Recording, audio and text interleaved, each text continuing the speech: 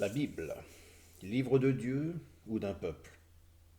Je voudrais vous parler d'un ressenti, une impression. Il m'est arrivé de penser à savoir si la Bible est réellement de Dieu, ou simplement, oui, simplement une poignée d'hommes pour contrôler le reste du monde. Bonjour, bienvenue sur la chaîne Le Fruit de la Vigne. Je voudrais partager cette pensée avec vous. Pendant mes études théologiques, je me suis vu me pencher sur cette question. Oui, on s'épanche sur cette question. Et plus j'ai étudié, plus j'ai douté. Et oui, plus j'ai été traversé par des doutes, plusieurs fois j'ai eu cette interrogation. Et si la Bible n'était pas de Dieu? Alors vous allez me dire, c'est cloche quand même, hein. Si tu as la foi en Dieu, mais oui, c'est comme ça. Peut-être l'avez-vous, vous, un moment aussi pensé. Vous pourrez me le dire dans les commentaires. Juste un groupe d'hommes, laissant croire à une force supra-humaine, comme de la mythologie.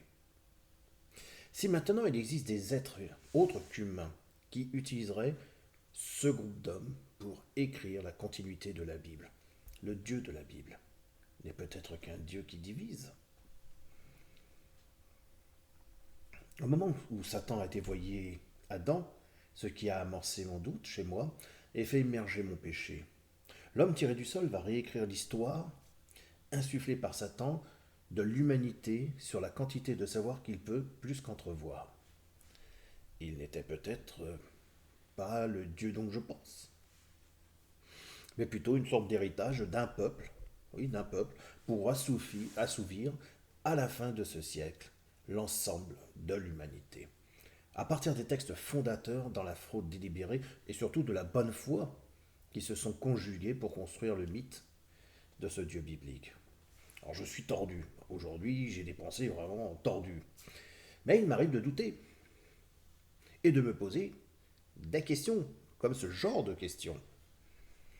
C'est ça être libre d'esprit aussi. Et oui, je me rends compte que beaucoup d'entre nous, et je peux m'inclure dedans, que nous regardons souvent le monde à partir de notre réalité existentielle. Combien, à partir de ces écritures, beaucoup utilisent le même vocabulaire avec des chaînes de versets pour se construire sa vision du monde. Hein, si je prends par exemple la lettre de Timothée, chapitre 3, verset 1, où on nous montre la gratitude de l'humain, hein, qu'on retrouve chez l'humain, eh bien à partir de ce texte, on peut le ramener de l'époque où Paul en parle à Timothée à aujourd'hui, et de voir une fin de quelque chose, d'un système, d'un monde, et d'un petit groupe qui viendrait réécrire ou en train d'écrire le nouveau monde. La Bible comment dire, semble-t-il contenir deux messages, celui de Dieu et celui de Satan. Quel est le véritable message? Est-ce qu'il y a réellement un petit groupe qui s'est organisé, un peuple? Mais un peuple, c'est quoi? C'est quelques personnes. Qu'est-ce qu'on peut entendre par le peuple? Un minimum, un petit groupe qui s'est formé pour réécrire et reprendre toute la continuité. Vous voyez, j'ai l'impression qu'il y a deux fils sur un même texte. Il est modulé différemment par rapport à des personnes différentes.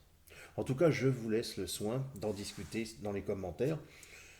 Vous pouvez trouver ce que j'ai dit est absurde ou intéressant. Je vous laisse le choix d'en décider. Et moi, je vous dis à bientôt. Au revoir.